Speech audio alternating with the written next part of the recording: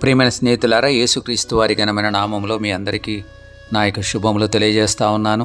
దేవుడు మరి యొక్క నూతన దినాన్ని మన జీవితంలో అనుగ్రహించినందును బట్టి దేవుని నామానికి మహిమ కలుగును గాక. కీర్తన గ్రంథము 126వ అధ్యాయము 5వ వచనము 6వ వచనాన్ని చదువుతున్నాను, గమనించండి. కన్నీళ్లు విడుచుచు విత్తువారు సంతోషగానముతో పంట కోసెదరు. పిడికెడు విత్తనములు చేత పట్టుకొని ఏడ్చుచూ పోవు విత్తువాడు సంతోషగానము చేయుచు పనలు మోసుకొని వచ్చును. మనము ఈ జూన్ మాసంలో ఉన్నాము. రైతులంతా కూడా భూమిని సిద్ధం చేసి విత్తనం వేయటానికి కొరకు సిద్ధపడుతున్నటువంటి పరిస్థితి మీ అందరికీ తెలుసు.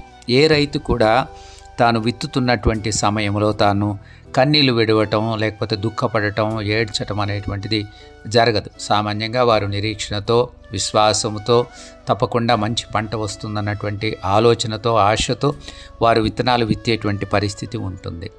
అంతేకాని ఏడ్చుతూ వాళ్ళు విత్తేటువంటి అవకాశం నార్మల్గా మనకు కనిపించదు. వారందరూ నిరీక్షణతో కూడి వారు తమ యొక్క విత్తనాలను విత్తేటువంటి వాడుగా ఉంటారు.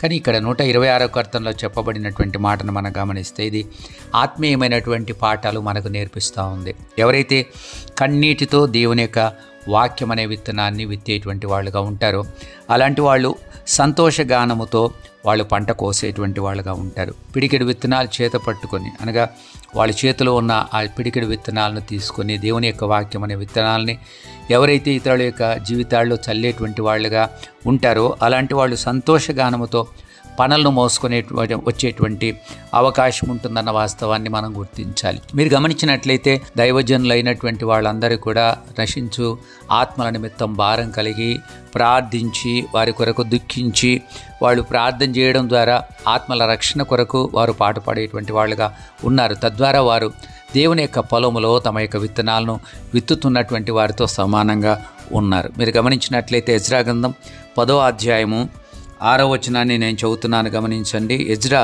దేవుని మందిరం ఎదుటి నుండి లేచి ఎల్యాషీబు కుమారుడైన యెహోవాను గదిలో ప్రవేశించెను.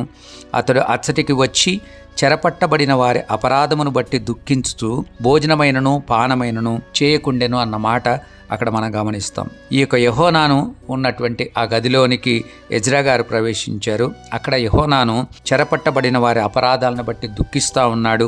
భోజనమైన పానమైన చేయకుండా ఉన్న పరిస్థితిని మనం గమనిస్తూ ఉన్నాం. ఇది ఒక దైవికమైనటువంటి విధానములో పొలములో విత్తనము లాంటిది. అనగా ఎవరైతే నిజమైనటువంటి ఆత్మల పట్ల భారం కలిగిన వాళ్ళుగా ఉన్నారో, స్వార్థ ప్రకటించాలన్నటువంటి భారం కలిగిన వారుగా ఉన్నారు, నశించిపోయేటువంటి ఆత్మల పట్ల నిజమైన దుఃఖము, బాధ, వేదన, కన్నీరు కలిగినటువంటి వాళ్ళుగా ఉన్నారు. అలాంటి వారు దేవుని యొక్క రాజ్యంలో విస్తారమైనటువంటి పంటను వాళ్ళు సంపాదించుకునేటువంటి వాళ్ళుగా ఉంటారు. మనం తెస్సలోనికైలకు రాసిన మొదటి పత్రిక 2వ అధ్యాయంలో మనం గమనిస్తే 2వ వచనంలో, మేము ఫిలిప్పీలో ముందు శ్రమపడి అవమానం పొంది ఎంతో పోరాటముతో దేవుని సువార్తను మీకు బోధించుటకై మన దేవుని యందు ధైర్యము తెచ్చుకుంటామని మీకు తెలియను. ఫిలిప్పీలో ఉన్నప్పుడు పౌలు గారు ఆయన ఎంతో శ్రమపడ్డాడు, అవమానం పొందాడు, చెరసాల్లో వేయబడ్డారు. బొండలో వారి యొక్క పాదములు వేసి వారిని బిగించినటువంటి పరిస్థితిని కూడా మనం చూస్తాం. ఇంత భయంకరమైనటువంటి అవమానం, శ్రమలో, దుఃఖములో, వేదనలో, నిట్టూర్పులో కూడా వారు సువార్త ప్రకటించిన వారుగా ఉన్నారు. అందును బట్టే అక్కడ ఫిలిప్పీలో వాళ్ళు దేవుని యొక్క మందిరాన్ని వాళ్ళు కట్టినటువంటి పరిస్థితిని మనము గమనిస్తాం. ప్రియమైనటువంటి స్నేహితులారా, దేవుని యొక్క రాజ్యం నిమిత్తం, దేవుని యొక్క నీతి నిమిత్తం మనము శ్రమ పడేవాళ్ళంగా ఉంటే, దుఃఖపడేవాళ్ళంగా ఉంటే, సంతోషగానముతో దేవుని దగ్గర మనము పనులు కోసుకొని వచ్చేవాళ్ళంగా, ఆత్మీయమైనటువంటి ఆత్మల్ని మనం సంపాదించేవాళ్ళుగా దేవుని యొక్క రాజ్యంలోనికి తెచ్చేటువంటి వాళ్ళంగా ఉంటాము. అలాగా దేవుని కొరకు మనం పనిచేయడానికి వింటున్న మనందరినీ దేవుడు ప్రేరేపించునుగాక. గొప్ప ఆనందముతో ఆత్మల పంటను సమకూర్చుకోవడానికి దేవుడు మనందరికీ కృప అనుగ్రహించునుగాక.